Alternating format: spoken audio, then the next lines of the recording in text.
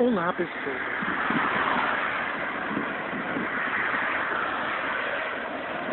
Mais uma vez, Baia de Vitória. Objetivo 20 quilos. Consegui perder 20 quilos.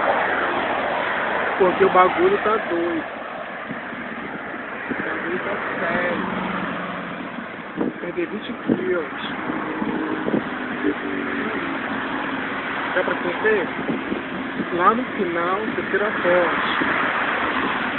Esse modelo. Vai vendo. Do lado de lá você tem um Porto de Vila Velha, né? Isso aí, galera. 20 quilos. Quase chegando lá.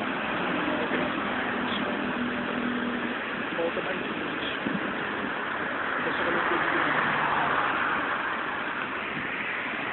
Beijo e até a próxima.